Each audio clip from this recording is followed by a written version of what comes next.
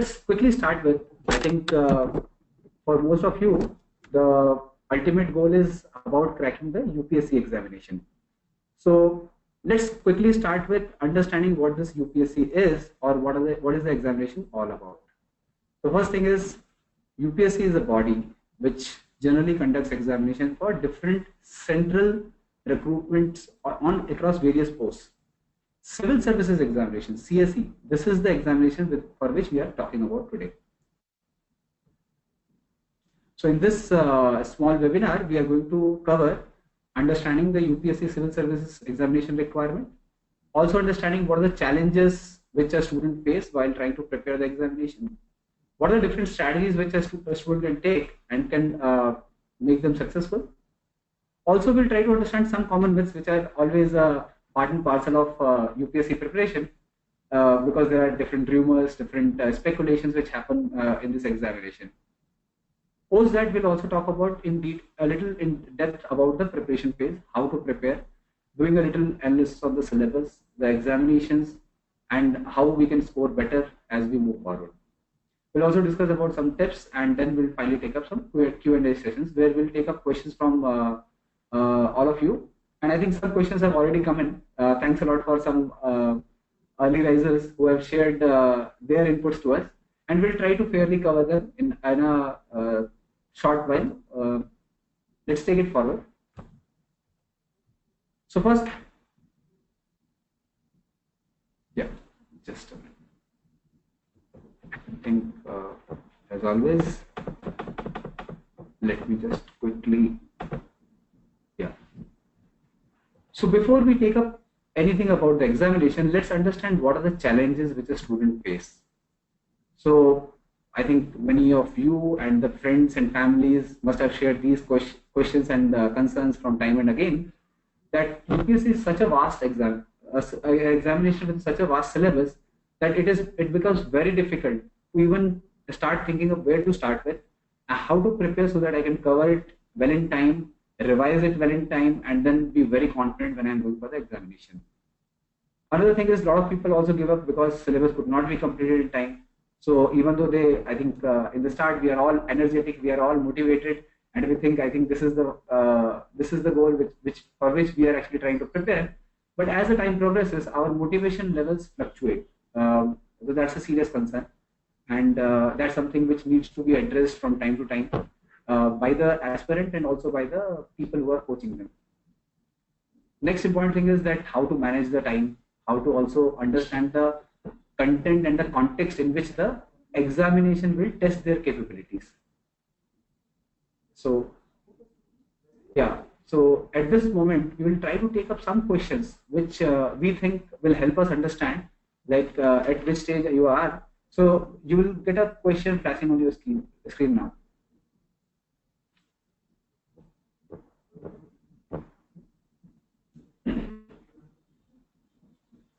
So can you see the question?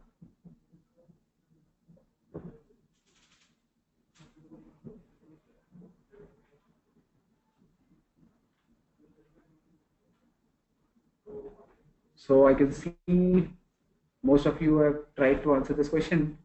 Thanks for this response. So can you see the results now? Okay. So let's take up the next question. So as I see that most of you are going to appear for prelims and have even appeared earlier. Some of the people and around 60% of the people have not appeared at all. So given the fact, I think it's important thing that we will be trying to cover some things in basic, which for people who have already appeared in the examination before, this may seem a little trivial, but I think you need to have the patience, because I think repeat of those basics will help you again reorient yourself. So let's move on to the next question.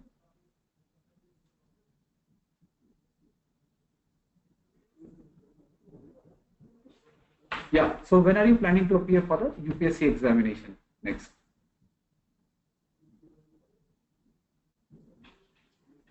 So as the response shows me, majority of you are going to appear for 2017 examination. That's good. And some of you are also planning to appear for 2018. Okay, very well. Let's move on to the Next question.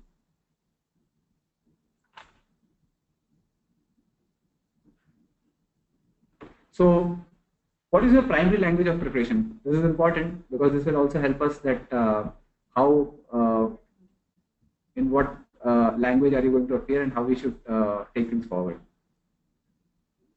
So majority are going to appear in English, and there are still some people who are going to use Hindi as their primary language, and some percentages are for the regional language. Okay, very well. Yeah. So let's move forward. So I hope I try to cover both the segments, both English and Hindi aspirants, and try to see that how we can keep a fair balance.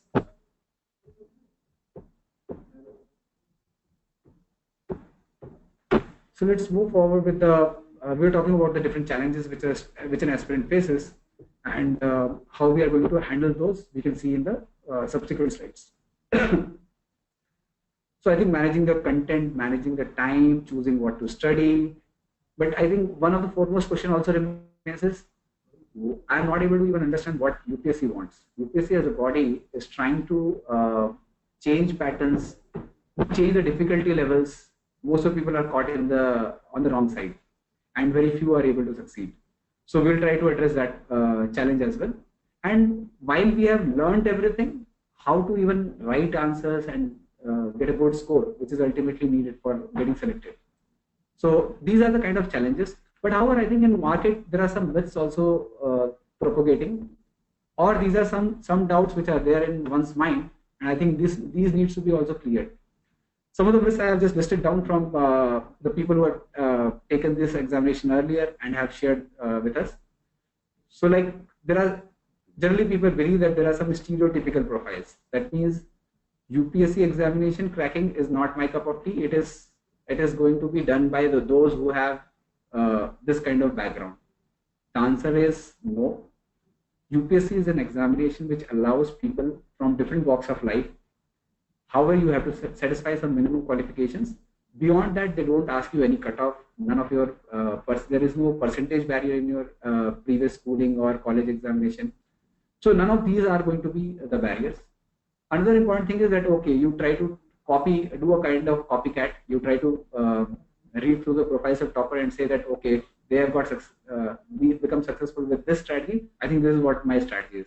The important thing is, no, I think losing one's individuality will be always a big setback, because in tough times, I think it is you who knows best what is good for you and how you are going to move forward. Another point which is always there is a certain trend which is always there. And I think most of the searches or the questions are around what is this year's trend.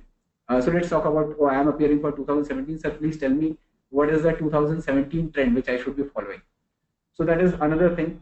But the important thing is that none of us, I think across the industry, none of us can predict the trend, predict the questions, how it is going to come. I think UPSC tries to maintain its dynamism of the examination, which is its key forte. This key forte they have done to ensure that the right people are selected as a part of the process. So we'll try to understand, but what are the fundamentals? The fundamental doesn't change. So we'll try to understand the fundamentals. Then another question is, I think this is a myth I have classified, but this is one of the most important questions which time and again people ask, which option subject should I choose?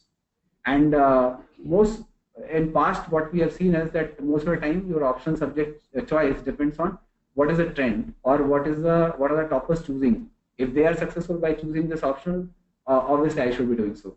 So I think this is also a myth which we need to break. And let me tell you, there is no shortcut to success. You need to apply yourself. You need to prepare well.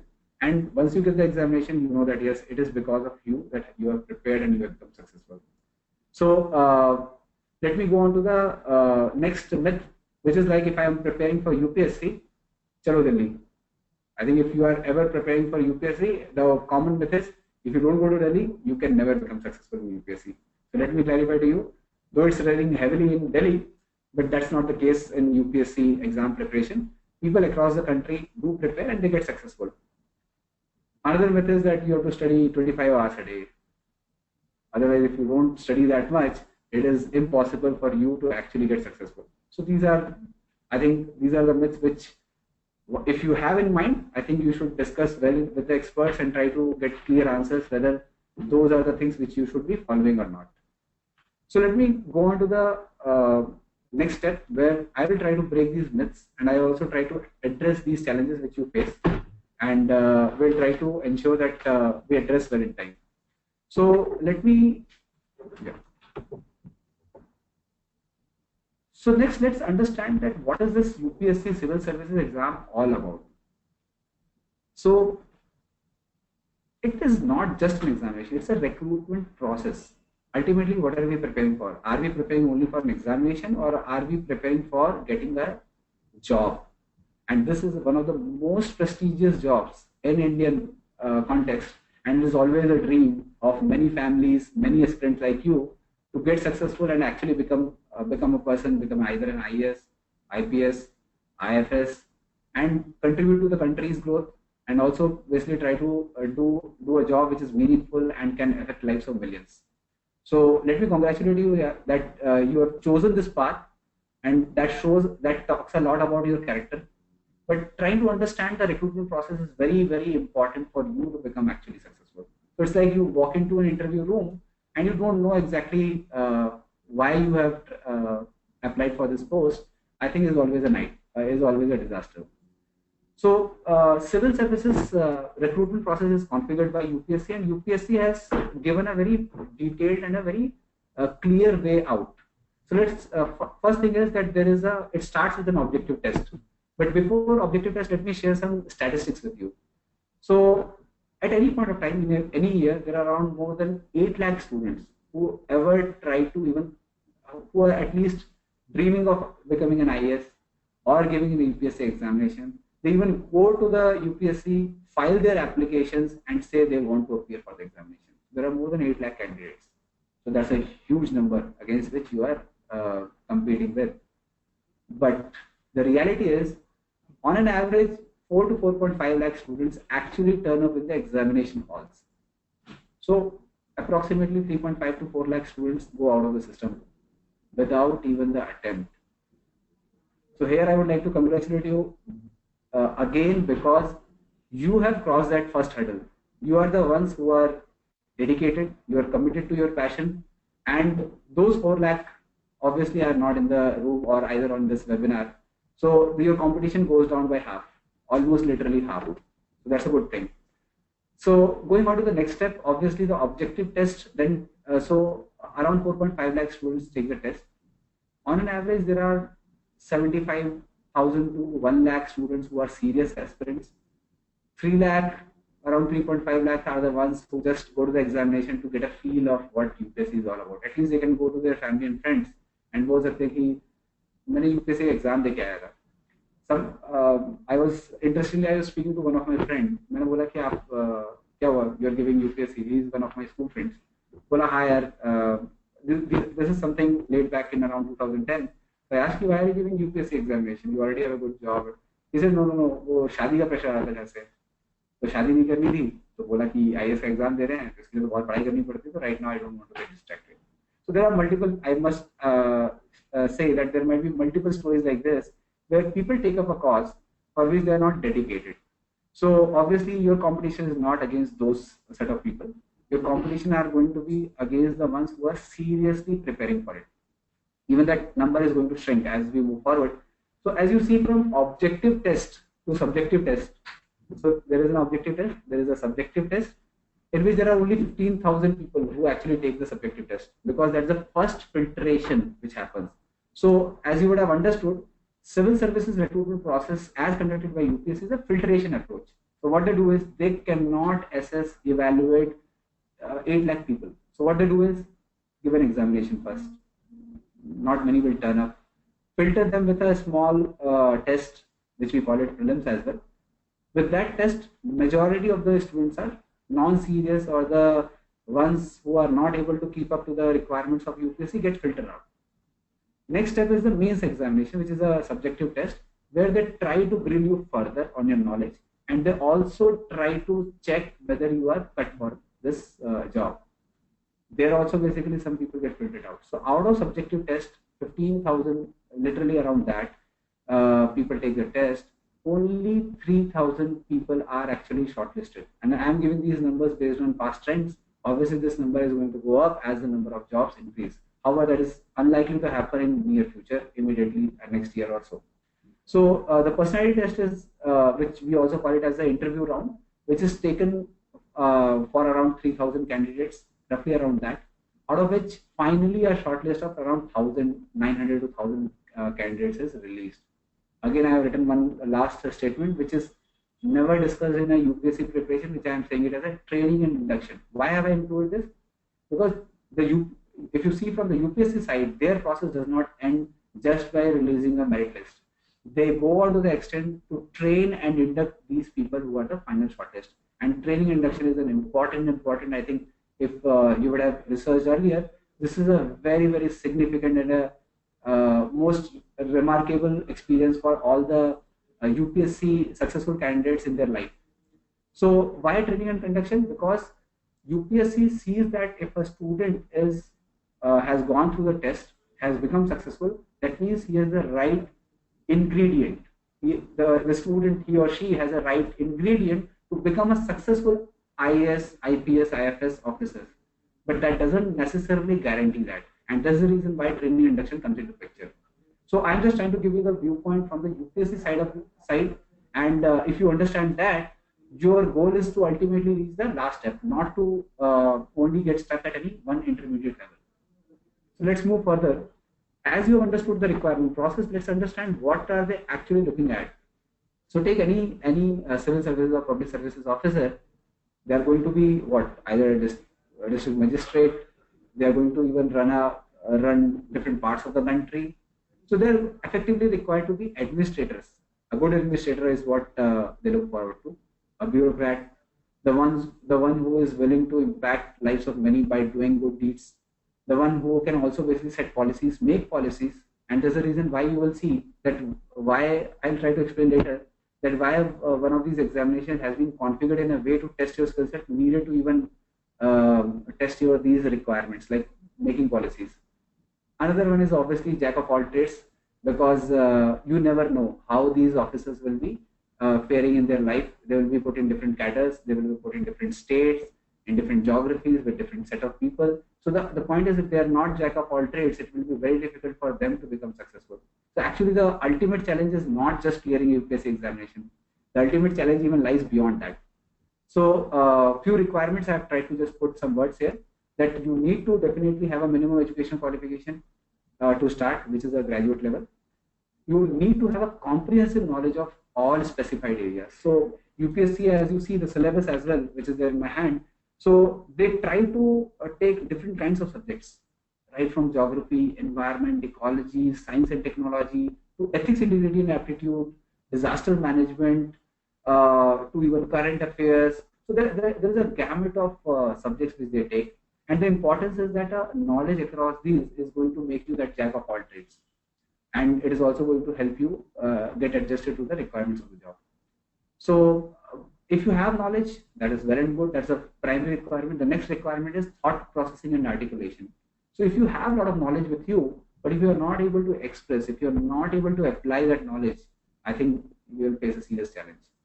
Then another next important step is excellent interpersonal skills. I have written the word excellent, reason being people who are in these services are obviously interacting with different strata of the society, different kinds of people, and they need to have very excellent interpersonal skills to handle, to manage, to live up to the expectations of public.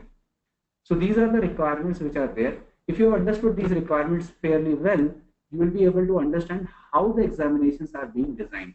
And if you understand how the examinations are being designed, you will be able to decide your own preparation strategy very well in terms of how you should move ahead. So let me go on to the next slide. So if you talk about the examination, I think the same, the names which I have said, objective is obviously the prelims examination, then the mains examination, the personality test, and obviously the training induction is the step beyond the examination part. The requirement, again, they look forward to prelims. If we talk about, it's an awareness test. They're going to check quick knowledge, how much knowledge you have and how much you are able to retain, and that's it. Some basic checks, aptitude check, Those are the things which they check, and then they filter the majority of the students. The mains examination is the one which is a little more grilling. There your thought process and articulation becomes very, very important. They also give you language papers where they try to check your basic language skills as well. And then personality test is all about interview, where you need to give very on the spot answers. They also try to have a face to face assessment of your personality. So let's talk about the prelims examination, which is the first step. I think Hindi में बोलते हैं पहला पड़ाव. So 200 marks GS paper is there, which talks about there are some 5-6 subjects which are there. They test the knowledge there, and then 200 marks CSAT paper. CSAT paper is purely aptitude based, where they check your aptitude, basic comprehension, basic quantitative skills, all these things they check. And it is a 200 marks CSAT. This is only of a qualifying nature. You need to get minimum marks of 67.5 around. That's like just getting passed in this paper. So it is not going to contribute to your rank or your final shortlist. But this is your first check. If you qualify this paper, then your GS paper will be important to make the rank. So the requirements here in prelims examination is purely configured around how much you are aware. The next is, this is very, very factual and direct answers questions. Yes, obviously they will also test your analysis skills by giving you very fairly close options, where you will get confused that whether should I choose option A or B. But I think the important thing is, if you are clear in your head, if your basics are clear, you can easily apply. So I have talked about the CSAT paper. This is of a qualifying nature. So aptitude and the mental abilities and comprehension is what they check. Going on to the mains examination. Now this is a very, very elaborate process. There you have first the English and Hindi qualifying examination papers. You write those papers actually check your language skills. If you qualify here, then only your other essay or GS papers will be checked. So the important point is, this also you need to take seriously. But however, it's only a qualifying nature. If you are good in Hindi, written, spoken, and over your schooling, if you have been able to either understand Hindi or English properly, you will be easily qualifying these examinations. This is not that tough. It is not meant to basically check whether you are a language expert, but it is only meant to check whether you can you have bare minimum skills here. So important thing is, while you are going to give importance to the ones which carry marks, important thing is you never ever fail in these examinations, at least these papers, which is an important step before you move on to the next papers. So the papers like essay, there is an essay which checks again your advanced knowledges in certain subjects. They also check your thought articulation. So like I have talked about that earlier. So these papers also check those skill sets. Coming on to the general studies paper, there are 4 papers which are there. GS paper 1 primarily covers history, geography. 2 covers economy, then different papers. GS paper 3 also basically. So there are 250 marks each paper. There are around 1000 marks which lie here, and this is a deal breaker. So this forms majority of your scoring. So majority of your scoring happens here. I've not added the optional papers in the slide. So your optionals also become important. So I have tried to keep the generic nature here. So let's talk about optionals as well. I think optional is the deal breaker. Generally, most of the students in these examinations, GS paper score fairly in a range. So as it forms the bulk of your scoring, but it is not the ultimate differentiator. The differentiation comes in your optional papers. Once you have been able to score relatively high in your optional paper, that's going to give you a lot of edge in your rank formation. And I think the myths like you can never get good marks if you take this kind of optional, that kind of optional. I was speaking to multiple toppers in past who have given these examinations, became successful. They shared that I think the strategy around optional is very simple. You have to choose your optional very carefully, and you cannot choose an optional which you don't like. Your optional subject has to be something which you like from your heart. If you don't like that, the difficulty which you are going to face is you will give up sometime in between, or you will get frustrated. So that's a common cause of frustration. People choose wrong optionals and then land up in trouble. They waste 2 or 3 attempts and then they finally realize. And the most difficult part is, if you've chosen a wrong optional, it's not very easy decision to drop the optional and then go forward. So choose your option right in the according to your analysis, according to your interest, right from day one. Work on your optional, and as you grow confidence in your optional, you will realize it is going to give you a significant edge in your preparation. So moving on forward, personality test, this whole 275 marks. But important thing is, I think this is also a important criteria in the final selection. Most of the people, are, even if they are able to go through this objective subjective hurdles, most of I think some of the people get stuck and they get really frustrated because they're able to clear the written examination, but they're not able to clear interviews. And clearing interviews is something which you cannot do it overnight. So let me tell you, you cannot think that, okay, let me first clear my prelims, clear my mains, and then I'll think about the interview. It is not. Interview is, that's why if you see, I have not used the word interview. The word used by the UPSC is personality test. It's a personality test. You need to groom your personality. You need to tailor your personality. You can only tailor it. You cannot change your personality. You need to groom your personality so that your personality looks good, appropriate, and matches the job requirement. And that's why the important thing is that you need to have a balanced personality.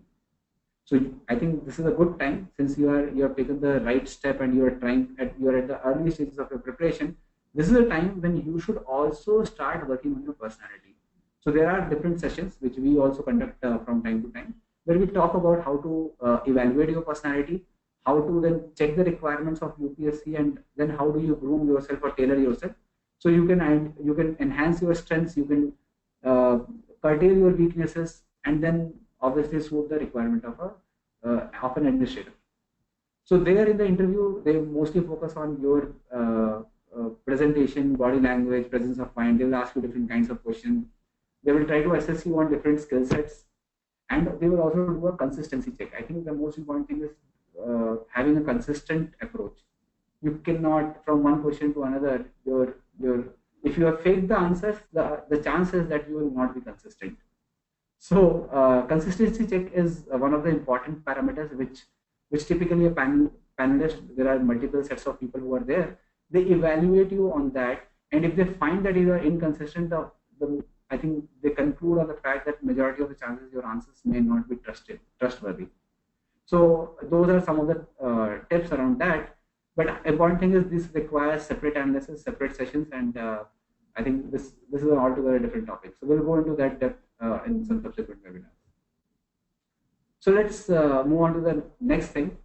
As I see, I was speaking to one of the aspirants who took some attempts and actually cleared it with flying colors.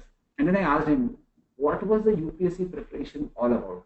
So there, my friend told me it was like as if I was trying to swim through an ocean. So that's why I put some reference images and trying to visualize what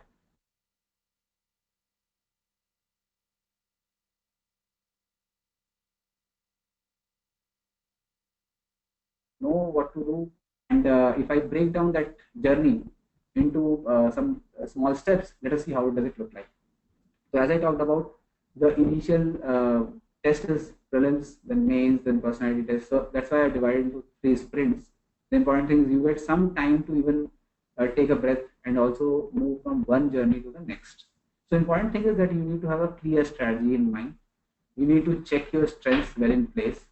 And so let's see this image. So this image I have put from the mainland India. All the UPSC aspirants gather in one place and they say, okay, your final test starts here.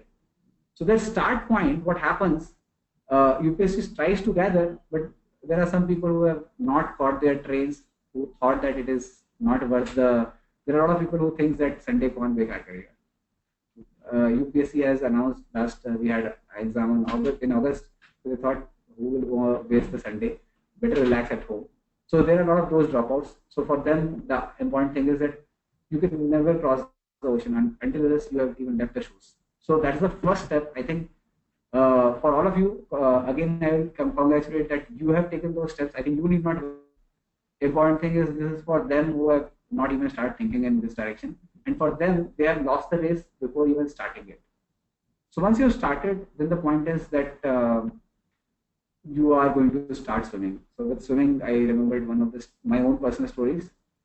At one point of time I was very enthusiastic about let's take up swimming. It's a very good way of even exercising, and it's going to be fun. So a couple of my friends also encouraged me. I said, okay, why not? But but I think in my past, I never had any formal experience, or I never tried swimming. So what I did, I think like a technical geek, I followed the call of my heart. I said, okay, why not? These days, learning things are that easy. Go to YouTube, open up a plethora of videos. I selected some of my favorites, and then started going through it. So I went through every detail, made very mental notes, and I was very confident that okay, now I think swimming is going to be. I can go there. I can work like a pro. So I went with a couple of my friends who motivated me. I also joined some of the best schools, took the paid the fees and joined the membership. Went there first day. Went there. They said, okay, why not just come into the pool and let's try to have a 50-meter sprint. I said, okay, let's. But before that, let me just see. I think diving is one of the fun. So I took up the first step. There is a noise. So what I did, I went to the smallest step available near the poolside and tried to take a dive.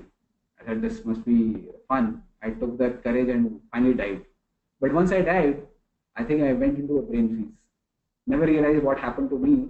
And I think for a moment I was just trying to remember which move is the next move I should be using to at least trying to save my life and get out of the water and sit beside. So I think the lesson for me was that yes, before you, even if you have planned in your head, even if you have tried to do some practice at your end, important thing is if trying to even take a small training, try to simulate, work on, actually assess yourself right, and then take the plunge. So there are a lot of people who take the prelims examination, like I have shared the statistics, 4.5 lakh actually appear. Out of that, there are many who have not even thought about it, prepared it, even have just jumped into the examination just for sake of attempting it. That's, I think, not going to help you at all. That's going to demoralize you more, and you are going to have more self doubt. So in trying to get out of that kind of trouble, important thing is that you need to first prepare a strategy, execute a strategy, work towards it, and you should go into the examination with that positive mind frame, and with that preparation which can make you successful. So let me just take a pause here. We'll run a small question again, couple of questions. Next question, it will flash on your screen.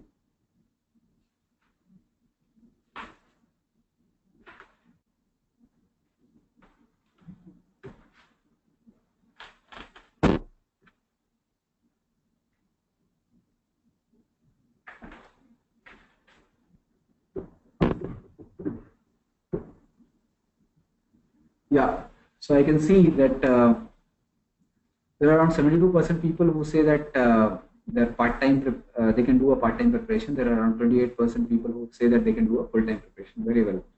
So good. I think the statistics looks. There are two set of people. There are full-time prepared. Obviously, they will have an edge because they are able to devote more time. But I think important point is not just number of hours.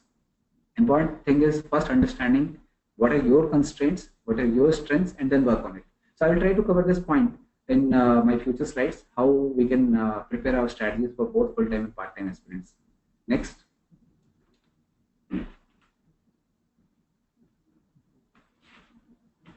So if you're a part-time student, I would like to understand more.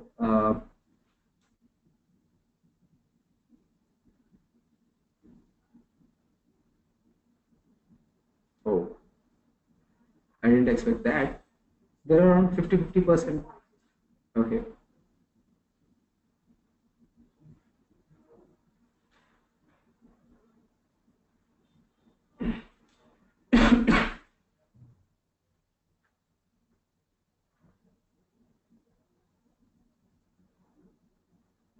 So if any of you have not been able to answer the question, please do answer it.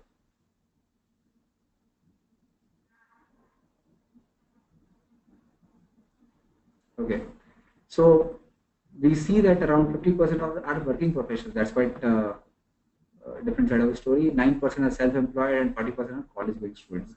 Great. So I think I can understand there are different kinds of challenges which you guys must be facing, and we'll try to address that, how we can overcome those challenges and try to move forward. So important thing is the goal for whether it is a full-time or a part-time aspirant, it's the same. Again, the execution methodologies, the path may differ a little bit. The timelines may differ a little bit, but the important point is that if you, the fundamentals are the same. So I'll first quickly take up some of the points in this journey about Supercross. So like I have listed some points here. As you see, obviously the first is hard work. I think there is no doubt here. None of us can deny that you can avoid hard work and become successful in this examination. This examination tests everything. And so important thing is that hard work is a must. This is the bottom line. I'm not going to discuss this in detail.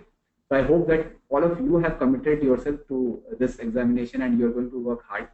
But then what beyond working hard? The important thing is the smart work. So in that, if you see this journey, like let's say if you started swimming from point A, the start point, as you see, you go on to, in the first sprint, a lot of people give up here itself. Why? They didn't realize swimming in an ocean is not like swimming in a pool or a river. Important thing is you need to have proper stamina with which you are going to actually cross the first hurdle, which is again wading into the ocean. So let's say there are some people who have the right stamina, they can cross the first hurdle from start point to the point A, they have reached. But what is it the end of the journey? No. Your journey is still, your hurdles are there further. You need to get into the sprint 2 mode, which will test your patience as well. Because as you can see, when you started from start to point A, you were able to know that, okay, this is the journey and I am able to. As you can see, the sprint 2, the mains examination is a little far-fetched. It is going to be much beyond your capability. That is where, along with the stamina, you need to have the patience as well. Okay, you had the patience, you started swimming. Halfway through, you lost a complete sight of any land near you. No ray of hope that whether you will be able to complete your breath has started catching up. So that is where your motivation levels need to be always up.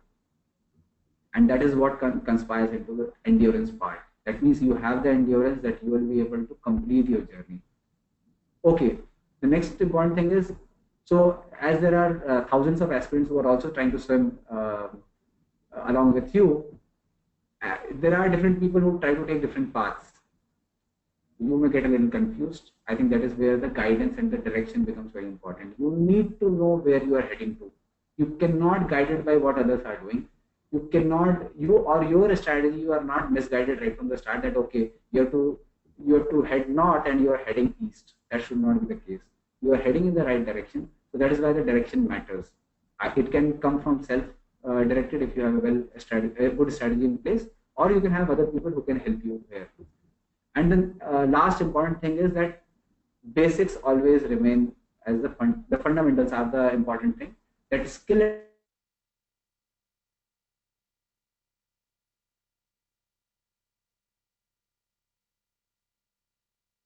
trouble times you are able to go over the tight and rough weather, you are able to sustain your journey. Yeah. So so the important point is that to different people who have given the examination, to different people who have spoken, they have become toppers, they always mention this thing that preparing for UPSC was a life transforming experience for them at least. And even for the people who have not become successful, even for them also, they have always mentioned this thing that this examination is going to change your life forever. It is going to give you so much of insight, so much of information, knowledge. You are going to try to obviously work on different areas, which is obviously going to help your life. So moving forward, I've tried to categorize the different profiles, like we have also answered few poll questions here, that the aspirant typically falls under these categories.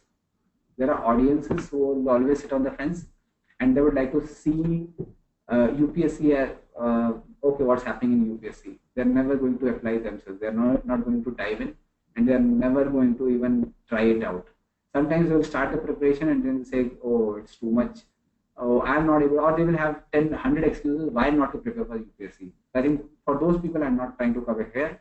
because that's a hindrance which can be, once it changes, you are into the right frame. So the people who are in the right frame are the beginners and the familiar ones. I've given these terms, simple terms. Beginner, obviously, the people who have just started. To them, a lot of things are not clear. Even if they've read through syllabus, try to read through different articles on online posts or newspapers, even then also, none of the places they are able to frame up that what is the right strategy, what is the right way to start with. There are familiar ones who have given the examination, like some of you have already given the prelims examination earlier. So I think you have a little more familiarity, and your familiarity is going to be a good plus point for you because you already have a head start. You know exactly. But however, if you missed on those basics earlier, that means you gave the last attempt just for sake of taking the attempt. It is not going to help you. I think you need to rework on your strategy again. So even for the familiar ones, the important point is that you need to formulate your strategy, try to analyze why the previous failure came, and if you are able to analyze it properly, if you are able to overcome those at least points, you are going to be successful in the next attempt. That has a very very high chance.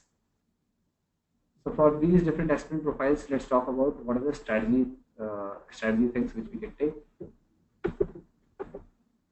So as you would see that there are different people, there are more than lakh aspirants who are actual competitors who try to apply. What is the differentiation between each one of them?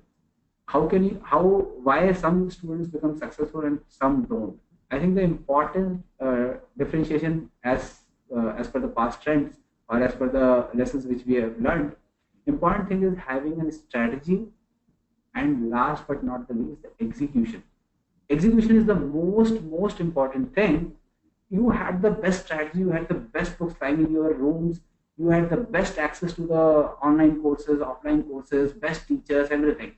But the important thing is if you're not going to execute well, it is never going to help you. It is never. And the important point is that this execution also is not a clear way. You need to rework on your execution methodologies as well. And there is, I think, as we say that humans can err, you will also have wrong phases or phases where you will make mistakes. But the important thing is the ones who are able to learn from their mistakes and going to change their course are the ones who are going to be successful in their pursuit of this examination.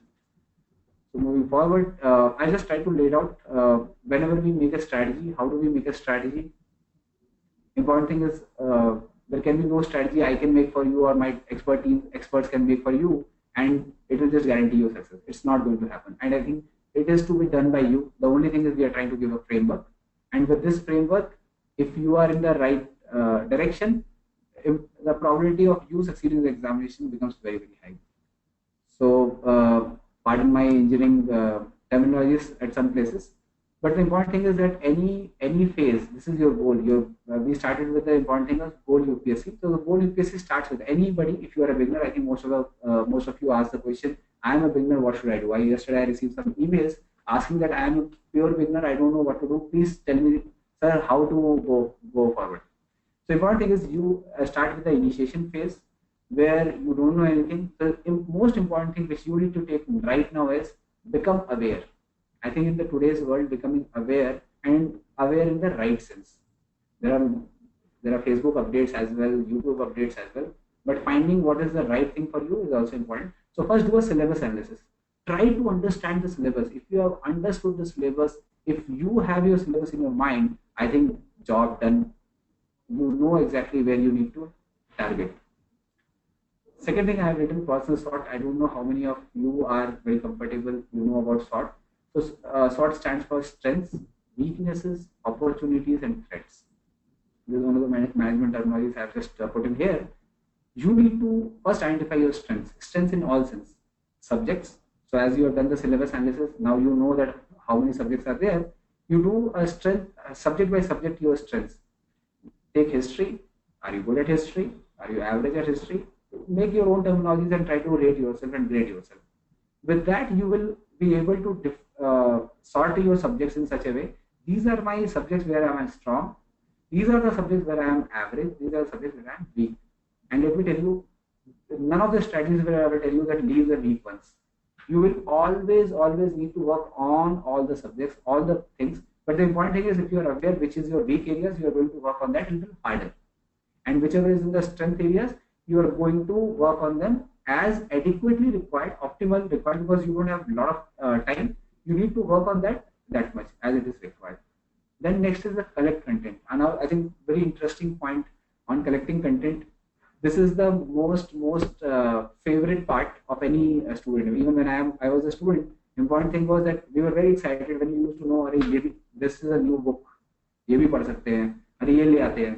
वो तो ये था कि पढ़ते तो कुछ नहीं थे, बट ठीक है, बुक्स कलेक्ट कर लेते थे.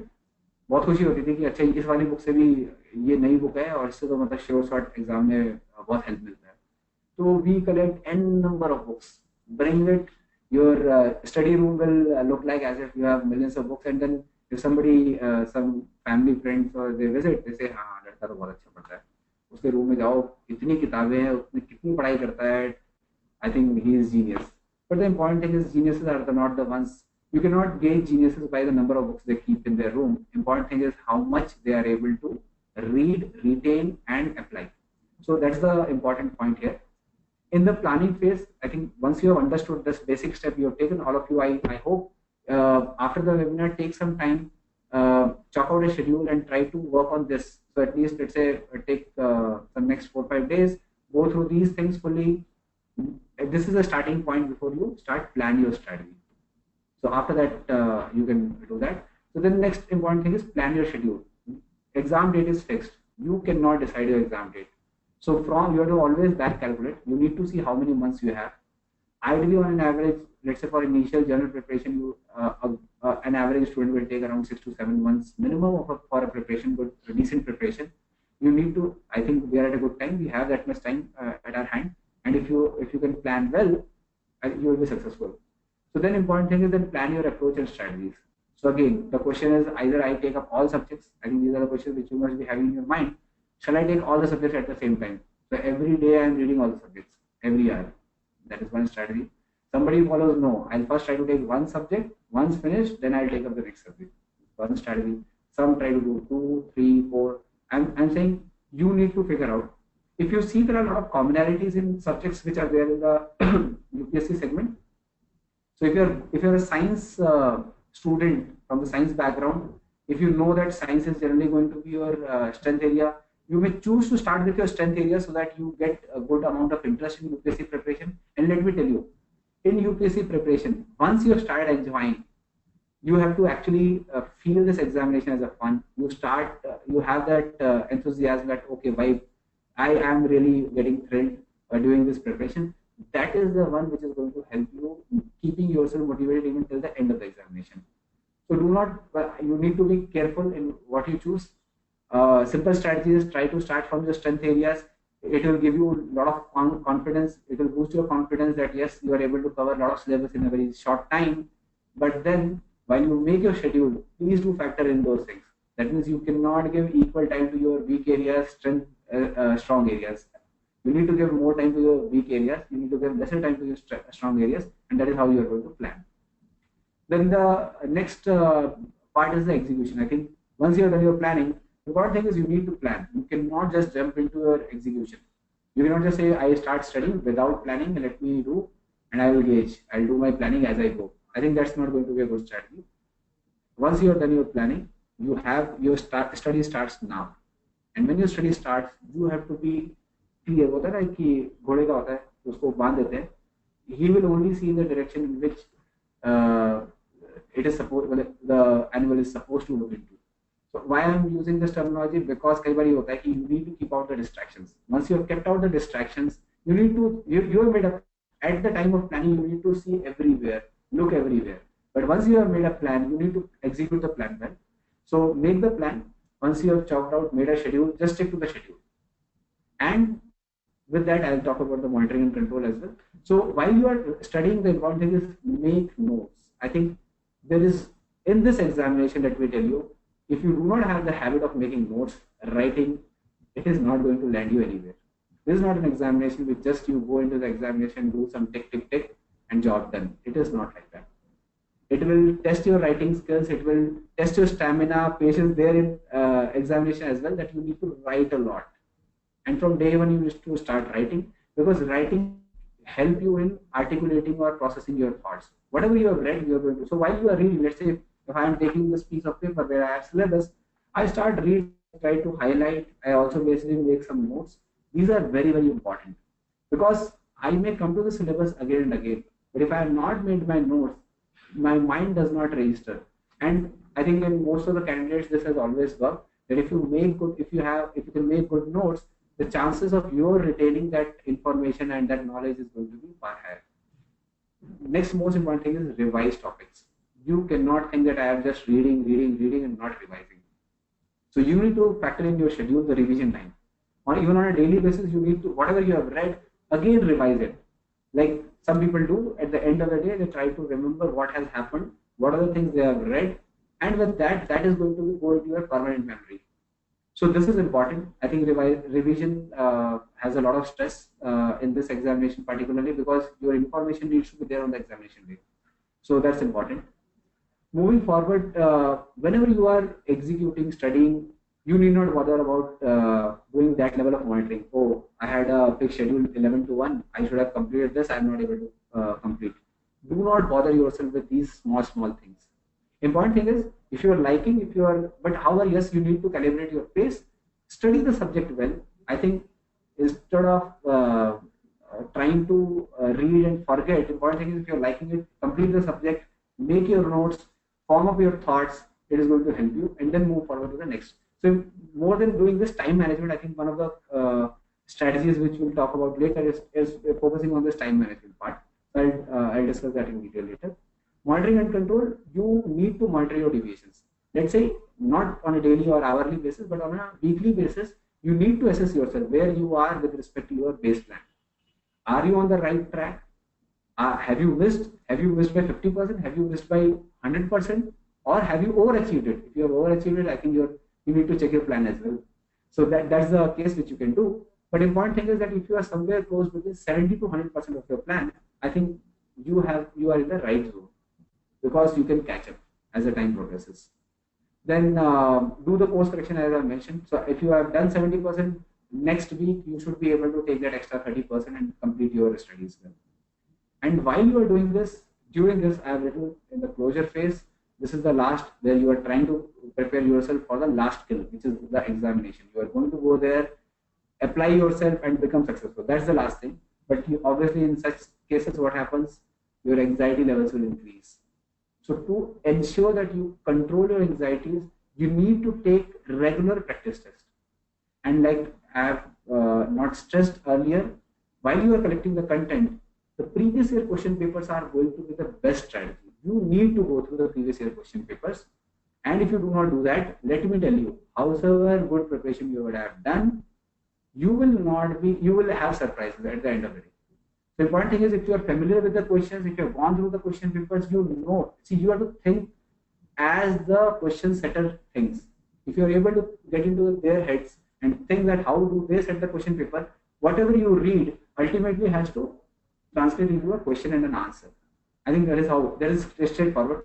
Here you are not learning things for just sake of learning. Here you are learning for giving an examination and becoming successful. I think this is the bottom line here. So you need to do a lot of practice tests, assess yourself, and then actually go into the actual examination. So these are the steps which you mandatorily need to follow, whether you are a repeater, whether you have given examination earlier, whether you are a beginner, you need to do this. So even if I have given the examination earlier, I need to make my plan for this year. So it's like a New Year resolution. So for UPSC aspirants, the new year doesn't start on January 1st. It starts on the day when they have decided that yes, I am going to start my preparation. Okay. So as I will say, some of the common strategies which is common to all the folks, I'm trying to cover some general points here because for the sake that it is not too specific and others they don't feel satisfied. So important thing is that you need to have a very, very good planning and a goal setting. So there are two ways. Everybody has a common goal: crack UPSC. I need to crack UPSC civil services examination, become a successful IAS. Obviously, nobody wants to get lower in rank. Everybody wants to rank, become a topper and become the IAS. But is it possible? So that's why you need to realistically assess yourself, do a proper planning, and try to reach near to the goal which you are planned for. So important thing is you can keep one goal. cracking, that is your ultimate goal. But important thing is, as you would have seen in any journey, keeping milestones are very important. You need to have short-term milestones so that you are self-motivated and you can keep an eye on the overall progress. You will never go off the road if you know that yes, your milestones are in place. You need also a good mentor.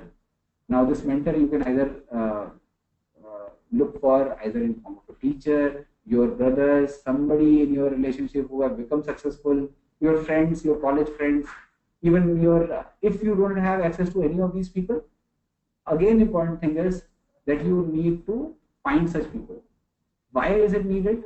Because in difficult times you will find them helping you, motivating you, trying to even assess your strategies whether you are thinking in the right direction or not.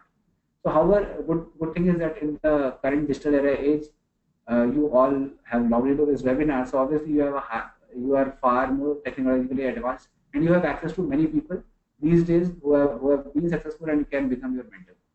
But important thing is choosing the right mentor. I think not just a mentor, a right mentor is very important, because I was trying to see one of the sessions in which one student told me कि वो मेरे भैया है, उन्होंने तो clear कर लिया था, उनका बहुत अच्छा रैंक नहीं आया था, बट मैंने उनसे गया पूछने तो किस ये ऐसे कैसे लिखते हैं या कुछ लिखते हैं, तो उन्होंने मुझे एक स्ट्रैटेजी बताया।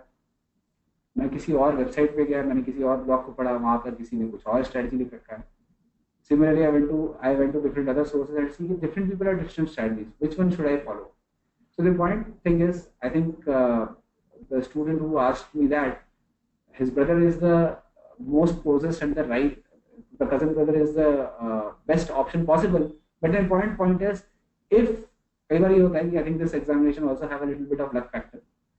People even themselves don't know that how they have been able, why they have failed and why they have succeeded. So there are very few people in this journey who are always assessing themselves. So the people who are able to assess themselves, they will be the right people to guide you. And if they can fairly assess themselves well, they are going to help you assess properly and help you. So finding a right mentor is a job, which again is a different topic, and we can discuss in detail there. Notes, I have earlier stressed, make your own notes. There is no shortcut. You can purchase n number of notes. You can purchase different coaching institutes notes. A lot of other even in hub of the Delhi, they sell that. Even across the country, you will be able to find good books. But the important thing is, you need to make your notes. There is no other way. Hard work, I have always stressed upon. The last point is what I would like to clarify here. You should be looking at energy management, not time management. Though you have a fixed time, but the important thing is that if you are able to manage your energy. So if you are studying for 1 hour, but out of that 1 hour, nothing has come out, it is not going to help you. So we Indians have a clear philosophy. I think some ads have also highlighted this point. कितना देती है? तो मैंने आज 6 घंटा पढ़ाई की, and I did everything as per my plan. Of that, what is the outcome I am getting? What is the new topic I have learned? Have I been able to learn in the UPSC framework? Can I now solve a test sheet on that subject and can be confident that yes, I am now very confident that if I sit in an examination, any question comes from this subject, I am going to crack it fairly well. Now your skill sets may obviously improve as you move forward. So that is the important point, that you need to do energy management. You need to keep up your motivation levels. So sometimes what we do is we try to study at the most of you are also working professionals, college going students. So you spend your entire day in, let's say, in your primary engagement and occupation, and then you come back and then your remaining time you are going to spend. Now there are different kinds of people. I'm not trying to generalize strategy. There are early risers, there are one who try to study late in the night. You need to find out what is the best time to study for you, where your learning levels, your energy levels are the highest, and you can retain whatever you are going to read. And if you are going to obviously sleep while reading, it is not going to help you. So it's better that you sleep and then again you start studying at the time when you are fresh, when your brain can absorb things. So that's very important. And from sleeping, I realized it is very important to sleep as well, because this examination is not going to be a very short journey. You need to give enough rest. You need to also use leisure time where you try to rejuvenate or regenerate yourself. So that's very important part. You cannot be a loner, which you think that you will close yourself in a room and you can crack this examination, because it's going to be a hard journey.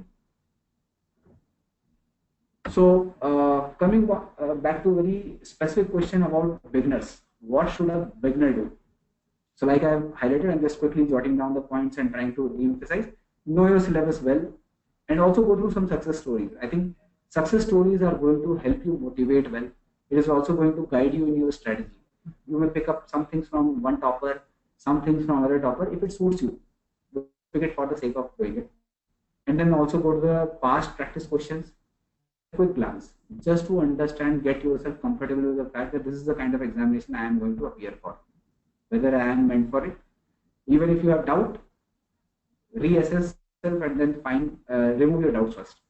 I think in this webinar, if me or my team is not able to clear some of your specific queries, please feel free to even ask later. But clear your doubt before you start beginning the preparation. That's very important.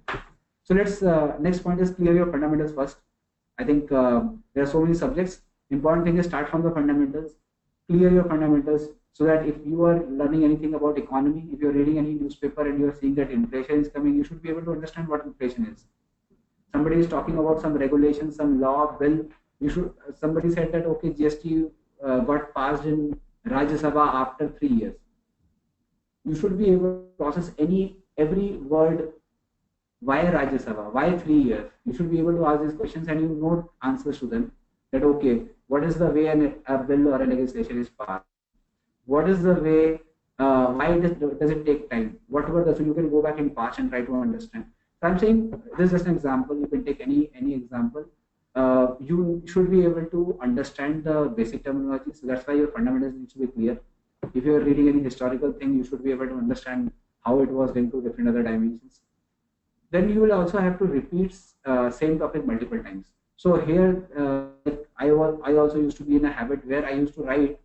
So I'm reading anything, I have to make very good notes. The point is, you cannot do your UPSC preparation in just one reading.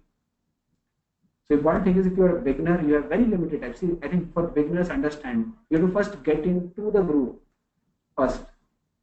Your preparation doesn't start exactly on the day you have just started reading. Your preparation will start on a day when you have prepared yourself. That means you have prepared fundamentals, and then you are going to start your preparation. So when your actual preparation starts, that is when all these things happen. So you need to constantly read through things, start making mental notes, try to relate concepts. So creating interrelations, which is the next point, that try to start creating interrelationship between subjects and topics. So you take anything like, for example, even Olympics, there was I think Olympics got concluded in this month. So the point is there were 2 silver medals. I think 2 is not that the important point. Important thing is there is a silver medal. Medals only won by women. So when your head should start popping up with things like women empowerment, social issues, sports, past history. I'm saying different kinds of things should start forming in your mind. And if you're able to think on those dimensions, that means you are in the right track to prepare for examination. Next important thing is read newspapers. I think as you would have seen from 2011-12 onwards, there is a lot of hue and cry around how the UPSC has changed the pattern. But the most important thing is, if you understand, in the today's digital era world, when all of you are there on the webinar, I can surely know that for most of your daily questions which you have in your mind or any need, you go to online internet. Either you mostly log into a Google website and try to search for it. So the point is that information is easily accessible today. Gone are the days when you have to go to somebody if he only knows, or you have to refer to a book and then only you can search it, and that will take a lot of time. If you have not gone through the book, you cannot just walk in and open a book and say this is the information here. So the days have changed. I think in the current digital era world, finding information is very, very easy, and that is the reason why processing information is the key. So I and you can do a Google search, but who can find the most appropriate? There is no right answer, but the most appropriate answer in a short time is going to be a quick winner. So the important thing is that you need to be aware, and that's why the examination patterns have changed drastically. They are trying to now focus more on your understanding levels, not testing on your that okay, how many medals India won in year 2016. No, in Olympics. Important thing, they will be trying to relate this Olympics dimension to various other factors, and then that is where the contemporary nature is going to come in. So that's the trend. I think that's another subject level where we can discuss about how the trends are changing and how do we need to keep up with the pace of the UPSC expectations. Second last point I have written there: don't stress yourself. I think when you start your preparation, you are likely to fall in the same trap. You may give up thinking that, oh, it is too much. I think I have made a wrong move. But important thing is you need to, like I said, start with the strong areas. You will gain confidence. It will boost your confidence, and you will start liking it. And then develop the endurance. As your endurance develops, you will get into a discipline which is going to help you. And look for guidance as well. I think not all people can do motivate themselves or can do a preparation without seeking any help. And today world, it is very, very easy. You will find a lot of people, your own seniors, college seniors, your own work peers, even successful people who are ready to help you out. So please look out for them and seek guidance. So let's talk about from beginners. I'm moving on to the people who are familiar with the examination. They are the ones who are little happier that yes, they have gone through one grind and they know that what it is all about. Whatever I talked before, it might seem a little trivial, but the important thing is even for them, as they try to reformulate their strategy for the next stint, which is going to be the next year, important thing for them again is execute. I have written the first one is execute, execute, and execute. That means your planning and your phases are more or less in place. If you have done it right, if you have not done it right, please go back and do a proper planning and then start it. But this year or your next steps are going to be purely focused on your execution. So let's say last attempt you were not able to cover your syllabus completely. You didn't cover it in the depth which was required for the examination.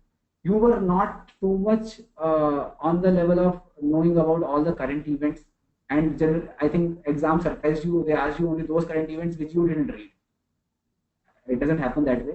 I think you need to keep up your preparation well, and you need to focus on the right area. The only policy which I have seen with the familiar people is they have everything. If you ask about the content, they have plethora of content. They have taken a lot of content from everybody. So I used to see it among our students as well.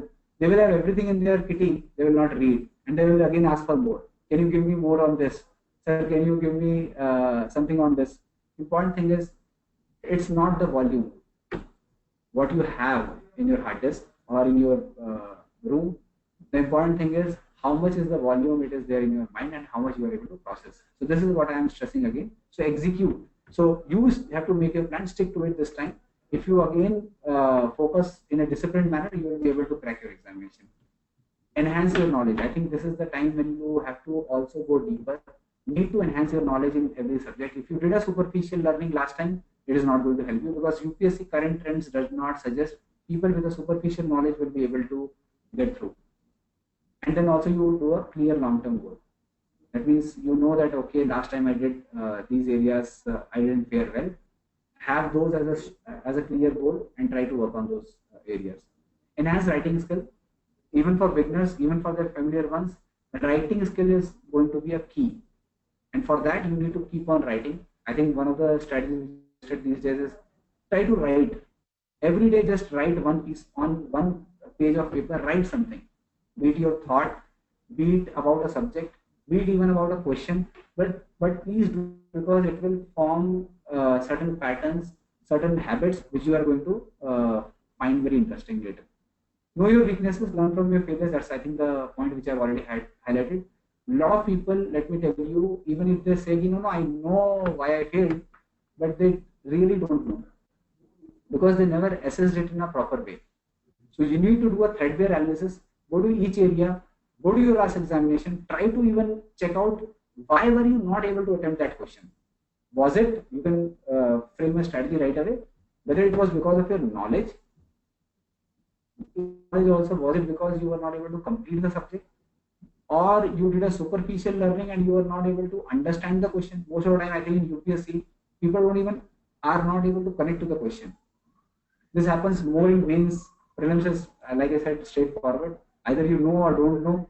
Escape your mind. But in mains, the clear strategy is that a lot of times people misunderstand the question. They write something else. The examiner has asked something else. So there is a clear mismatch. So these are things which you need to assess for yourself. then test yourself in real conditions. I think regular test is going to help you, keep you well balanced, and is going to give you a direct feedback. So these are the some of the things. Obviously, if you have any specific question, we can deal later as well. Okay, so moving on from these strategies, I'll say we'll try to take up question and answer sessions, and this is going to be interesting part because like you are all having a lot of questions in your mind. Some people try to share us emails beforehand. We've written down their questions as well, but I will first give an opportunity to all my viewers here. You can in your screen you'll find an option to ask questions. So in those questions, you can put your questions there, and we'll try to summarize and take up as many as possible. Yeah. So for question and answer session, I'm just trying to see through what is the time. Okay, I think I've taken a considerable time discussing these things. So I am asking one of my colleagues who is an expert here and UPSC also to join, so that we can cover different angles, and we can try to answer your questions in a more relevant way as possible. So I'm just waiting for my colleague. You can type in your questions. I can see some questions have already started coming in.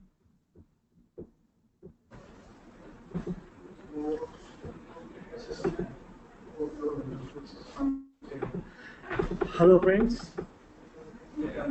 I welcome you all in this session of live webinar.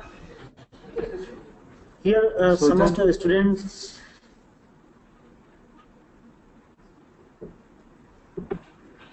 Yeah. So Pradeep has joined. So Mr. Pradeep Singh has been an active expert. He has mentored a lot of aspirants over a period of time. He has also tried to he is the brainchild behind a lot of questions papers which people solve, and they later say, "Sir, thank you very much," because it helped them actually calibrate to the actual exam conditions. So most of the time, I think his strategy, he is a real strategist. He can share more insights into different things.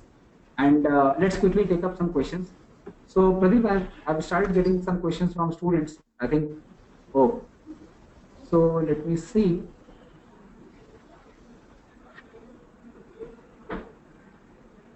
Okay, some people have said audio is not clear. So I'm really sorry. I hope I'm audible and Pradeep is there. So I think that was in the start. And then as I look for the most recent questions, okay. So Pradeep, I think one of the common questions which I can see from I can see somebody from Jaipur asking around the study material, I think the reference materials. What should they study? And how should they start a preparation, particularly for beginners and also the ones who are at the advanced level? How should they start their preparation? Which are the study notes they should follow? So can we take up this question? Thank you, Anand, for the question. And if you are a beginner, I'm addressing all of the students who are beginner. If you are a beginner, you should start your preparation by going through NCERTs. These NCERTs are available.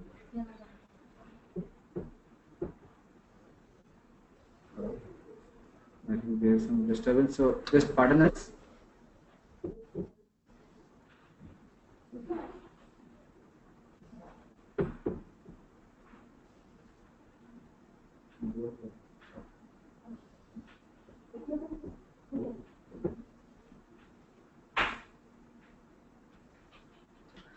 Hello students, sorry for the disturbance and inconvenience. If you are a beginner, I was saying that if you are a beginner, then you should start your preparation by going through NCERTs first.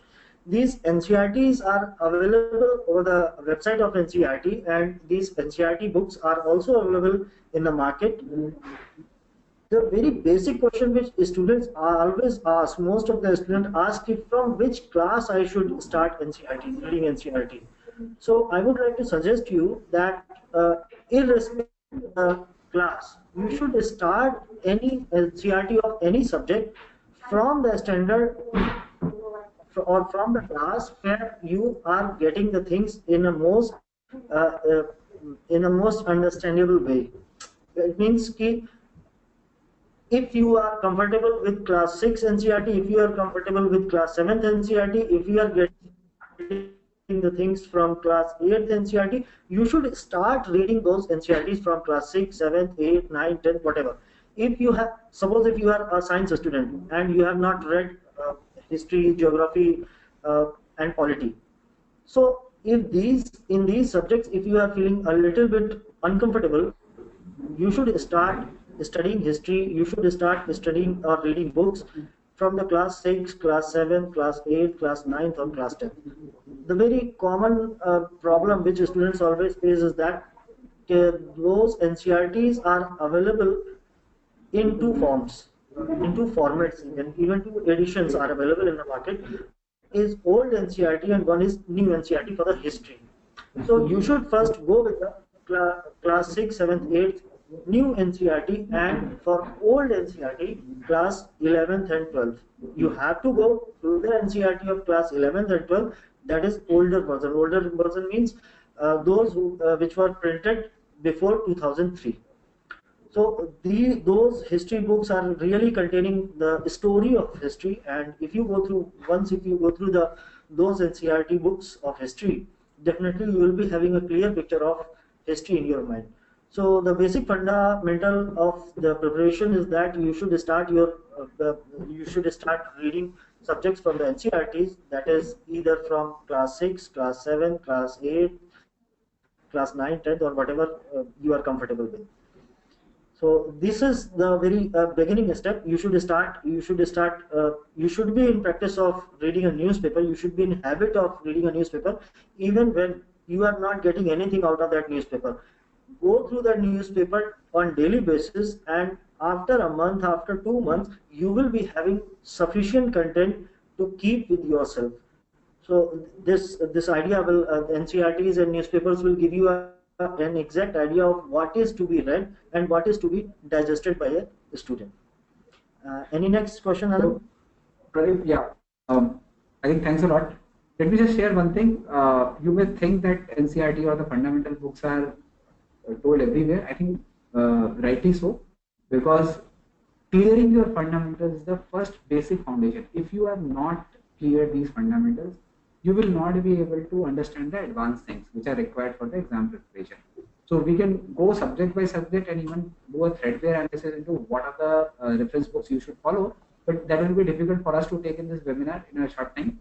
The next question which I see, I think most of the students have asked is around current affairs, Pradeep. So quickly, I'll just summarize the questions. One, they want to understand, somebody has said, oh, current affairs is very scary. Second is how to prepare for current affairs and how much to prepare. Whether should I be spending entire day on the current affairs or not? So this is around this question. Can you just quickly cover on the current affairs part? Actually, the current affairs part is the portion of our question paper or syllabus. Most of the students are afraid of which. The thing is, the idea of current affairs is that every incident or every event in an international arena or in national arena is not important for you. If you have to prepare current affairs, just focus on those things which are going to impact the daily business of a nation in a longer period. It means the event or that very incident should have a longer impact, long-term impact over the nation. That is going to be important for us. Suppose if Pradhan Mantri our Prime Minister has launched so many schemes. These schemes are going to impact our society in a longer term.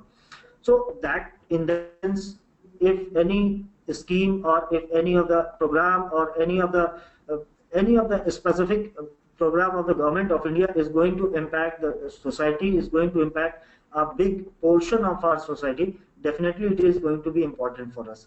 But in this way, the current affairs should also be read in the context of relating subjects with each other. Current affairs.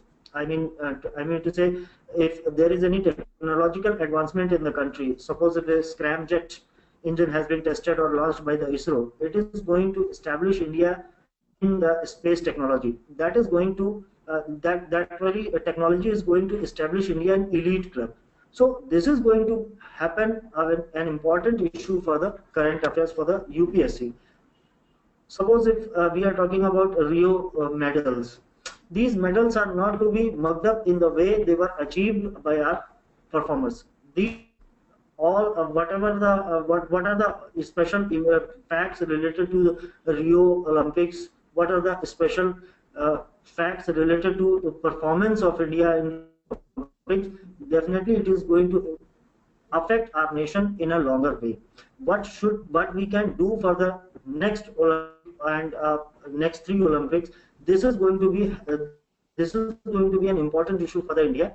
So the roadmap for next Olympics by roadmap next Olympic is going to be an agenda for the India, and that is why it is going to be an important issue for the current affairs. So we should read current affairs not only from newspapers, not only from news channels, not only from magazines.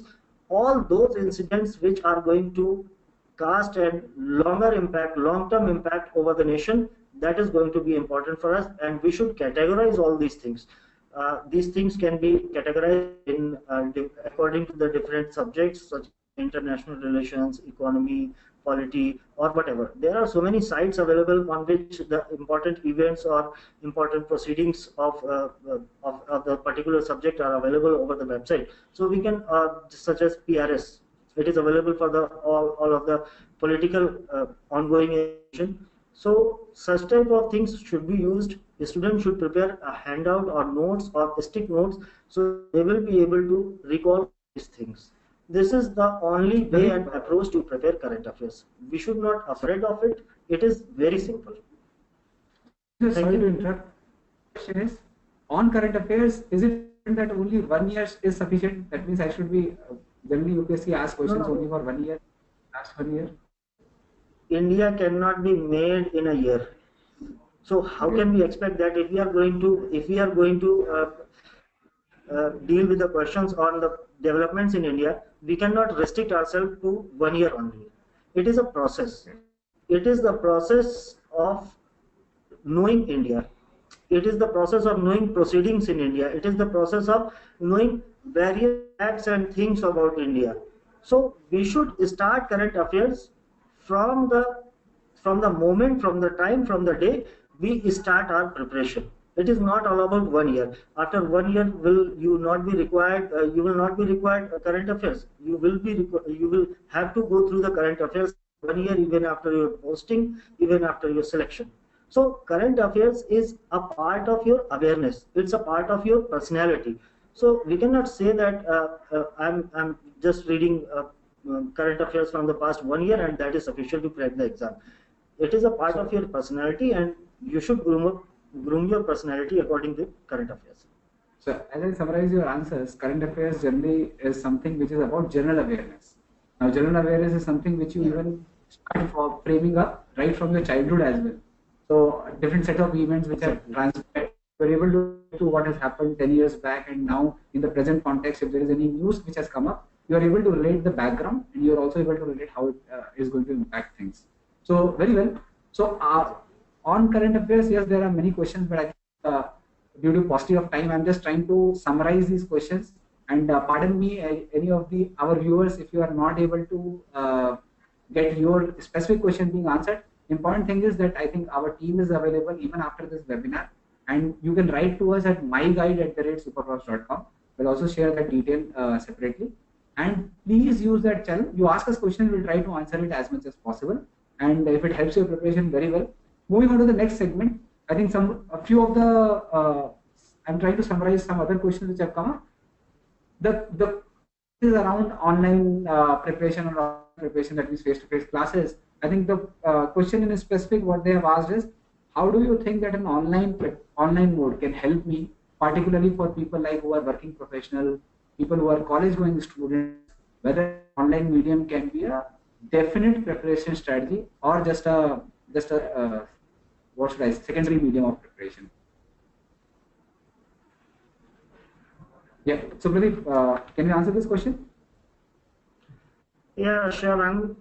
Actually, whenever we talk about online preparation or online platform, whenever we talk about using such a platform for the preparation of UPSC, one thing must be kept in our mind. It is that whatever the medium we are going through, whatever the platform or technology we are going through, we should get appropriate guidance from the expert faculties. So if you are working professional, definitely you don't have time to attend any coaching class, or you don't have time to attend any face-to-face class, or you don't have time to go to any of your mentor or teacher at the regular interval or on regular basis. Definitely in such conditions, super profs is going to play an important role for all those who are working professionals, all those who cannot attend any coaching class or are far from Delhi or any centers of coaching institutes.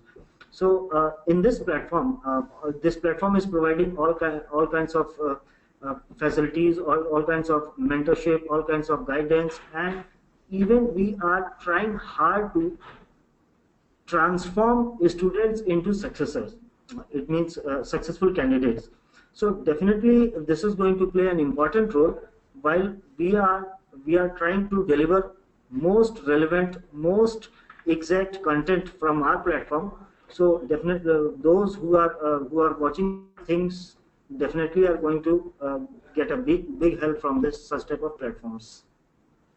So just to add a couple of points from my side, I think whether it is online or offline classes, face-to-face classes you attend, I think preparation is all about you first. So if you are preparing, any of these mediums can only help you, give you guidance, help you prepare in a more focused manner. But the important thing is the self-motivation is the biggest thing, and your strategy is going to be the biggest winner. So moving forward from that, yes, answering on things whether online can be a good medium for me to prepare. Yeah. So One whether more online thing is can be a that very good medium. Superprof is also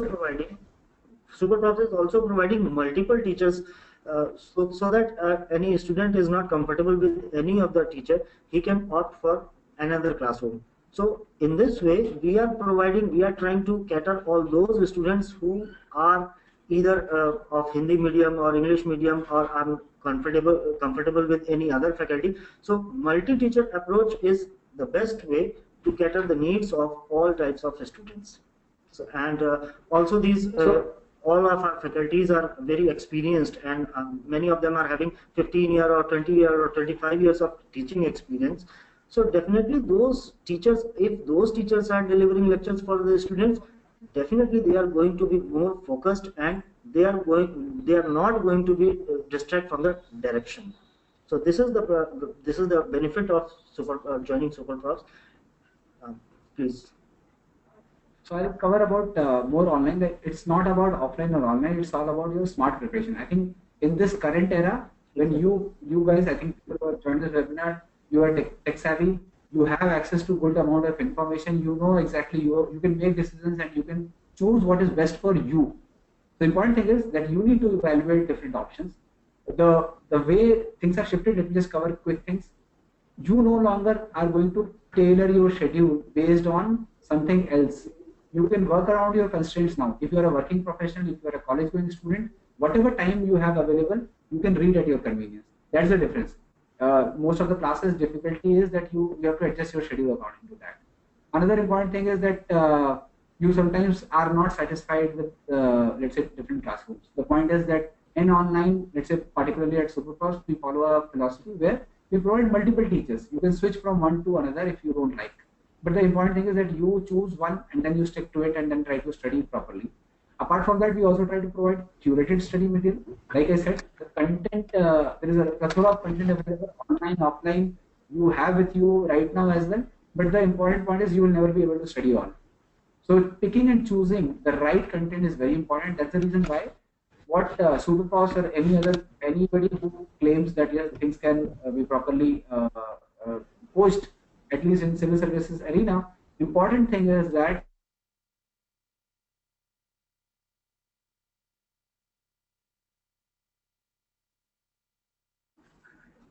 so these are the will not try to teach you everything and they will not try to make you a PhD in any subject. They will try to make you learn things as adequate and optimum which is required for you to get successful. And I think that's the key.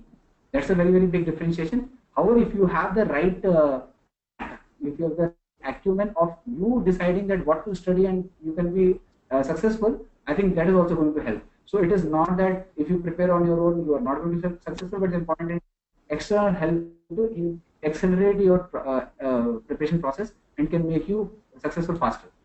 That's the thing. So in our case, I think take some myths, like I said, Chalo Delhi. That is not the case. I think Delhi's people who have been in Delhi teaching for last 10 to 15 years, two UPSC aspirants only are available on our platform. Their classes, they have actually exclusively come and given and are giving it for you so that you can get the same benefit sitting at your home. Barring that, I think let's move on further. There are some poll questions are there which we would like to take up right now. Okay. So I'm just sharing these questions with you so that we can understand, and based on that we can try to answer more specific questions as we move forward.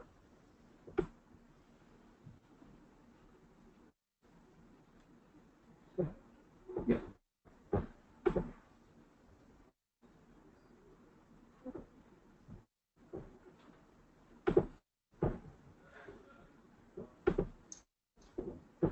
Okay.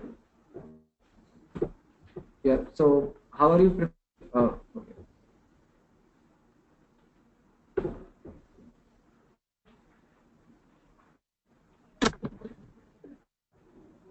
Okay. This next question.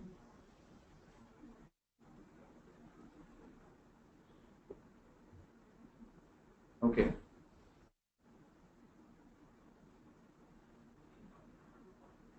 So I can see that many of you are trying to do self-study. Few people have also started taking up the online medium as well. Very good. And few have not taken start the preparation. I think nothing to worry there. So today is a day when we can obviously start thinking about how to move forward. Okay, next question.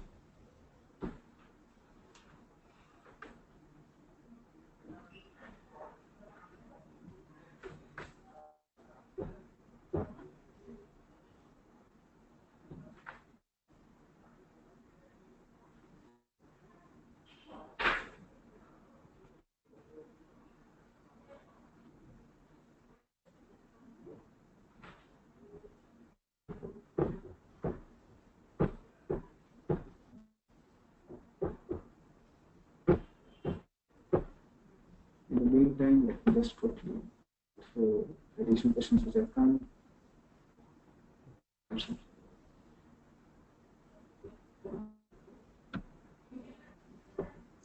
So we are trying to move forward. I think we are short on time. We are needed time. But important thing is that I can see some very specific questions which are very specific and personal. I will try to address that separately. Again, I will request you to kindly write to us at myguide, myguide, GUIDE. We'll share the link as well at superpros.com, and we'll try to address these things. Yeah, but then I'm just trying to summarize. There are some questions around optional subject, and for that, what we have done is we have just compiled some of the best references which we have tried, experts have tried to answer, and we'll be sharing towards this webinar. So please hold on right now. I think good thing is I've already shared with you a document. Please open the document. You can see obviously that there are some of the most relevant questions already answered there. You can watch these links. We have tried to answer in a video format so that we can explain you in more detail, and I hope you will find this useful. Going on to the next question. Again, around reading newspaper, I think Pradeep, there are some questions around which newspaper to read and how much to read. How much to read cannot be answered. It depends on the very yesterday, because whatever the events took hold in yesterday are published in next day newspaper. So it cannot be said that how much time we should give. Generally, what we do generally, we take almost 1 hour to go through any of the newspaper. Any of the newspaper, in the sense, there are two newspapers available for the UPSC aspirants. Those newspapers are more relevant for UPSC preparation. That is, one is Hindu, and the second one is the Indian Express. These are two newspapers which one should go it is not possible for any student to go through both of these newspapers on daily basis. So please pick only one of them. If you are a Hindi medium student, अगर Hindi medium के आप student हैं, तो आप दैनिक जागरण का राष्ट्रीय संस्करण या दैनिक भास्कर, इनमें से किसी भी न्यूज़पेपर को आप चूज कर सकते हैं ताकि आप डे टू डे बिजनेस से आप अवगत रहें. So these are only things, and ज्यादा समय देने के लिए आपके पास नहीं है. You have to just get an idea of what is happening in the nation, what is happening in the economic corridors, what is happening in political corridors, what is happening in social corridors. So these are the things which we should focus on. इन सब चीजों पर हम लोगों को थोड़ा सा focus रखना होगा ताकि हम न्यूज़पेपर का ज्यादा से ज्यादा फायदा ले सकते हैं. बस न्यूज़पेपर के बारे में यही टिप्स है. अगर आपके पास if you think that you prepare your notes, so you can write down some of the points of editorials. हालांकि सुपर प्रॉफ्स भी आपके लिए कुछ ऐसे ही काम करते हैं. Academics team summarises all the important articles of all the almost 5 newspapers, and we summarise it, prepare a question on it, and we supply it to you in the form of daily news up. So please, अगर आप उसको subscribe कर सकते हैं तो आप उसे subscribe करें. सुपर प्रॉफ्ट के लिए ये सारे काम ऑलरेडी करके देता है. तो प्रदीप, एक last question. I know that yes we are running out of time, but कैसे तैयारी करें? I think one of the most common question which I have seen and I can see when multiple people ask this is how should I plan my and how should I prepare if I am a working professional. That is the most common thing. And for that how should I plan my day? मुझे कितना पढ़ना चाहिए? 25 घंटे I used in earlier. How much should I study? पढ़ाई preparation कभी भी के हिसाब से नहीं होती है. ये के शौक के हिसाब से होगी, या आपके पैशन और डेस्टिनेशन के हिसाब से होगी. अगर कोई ऐसा कहता है, somebody is saying that you need to go, you need to study for 10 hours a day, otherwise नहीं होगा. तो ये this is a complete myth. ऐसा कुछ भी नहीं है. If you are able to finish your syllabus within the time, you know that how much time you have. Prelims के और मेंस के नेक्स्ट ईयर के 2017 के के कैलेंडर आ चुके हैं. आपको पता है कि कब है, आपको पता है कि हमारे पास कितना पड़ा है. You need to just cover syllabus. इसमें आवर्स का कोई रोल नहीं है. इसमें आवर्स हम नहीं कह सकते कि आपको 10 आवर्स अ डे पढ़ना है, या आपको 12 आवर्स अ डे पढ़ना है, या आपको 4 डे पढ़ना है. It depends on individuals to frame tailor their strategy prelims और mains. So irrespective of the hours, you have to just, आपको गोल बेस्ड होना है. आपको अपने अचीवमेंट बेस्ड अपना एक शेड्यूल बनाना चाहिए. आपको ये पता होना चाहिए कि by what date I will be in how much portion of this particular subject. So आपको अपने सब्जेक्ट्स को फिनिश करना है, उनको रिवाइज करना है, प्रीवियस ईयर क्वेश्चंस को देखना है. इसके अकॉर्डिंग आप अपनी स्ट्रेटेजी तैयार कीजिए. इसमें आवर्स का कोई रोल नहीं है. It can be for 15 hours, it can be for 5 hours. अगर मैं एक क्वेश्चन थोड़ा रिफ्रेश करूं तो मिनिमम कितना पढ़ना चाहिए? 2 कैटेगरी ऑफ स्टूडेंट्स, एक जो फुल टाइम प्रिपेयर कर रहे हैं, अगर और आज के हिसाब से हम बात करें और 2017 में किसी को होना है और वो आज से स्टार्ट कर रहा है, एंड ऑल्सो ही और she working professional, so minimum उसको 4 hours to 5 hours 6 hours तक पढ़ना चाहिए. अब इस पढ़ने को आप तो मुझे लगता है कि शायद प्रोफेशनल्स के लिए मुश्किल होगा पढ़ना. उसमें उनके लिए हेल्प कर सकता है सुपर प्रॉफ्स. आपको वीडियो कंटेंट दे सकते हैं जो कि ट्रैवलिंग के समय, अपने ऑफिस में किसी समय, या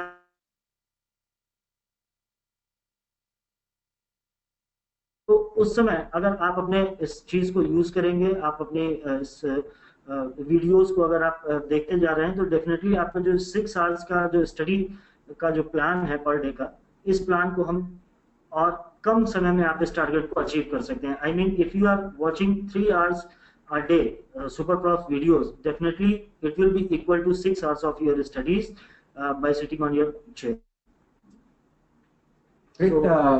I think overshot our time by 15 minutes. We'll close this session here, my dear. But let me again urge you that if you have any specific, you can see there are some questions, and there I know paucity of time we cannot cover each one specifically. Write to us at myguide@superprof.com. We'll try to answer them as early as possible. And if you have further questions, we'll try to deal with you over email or chat. Okay. So thank you everybody for And I hope this session will Thank have you helped everyone, you. and thank you Anand. Okay. Thank you everybody.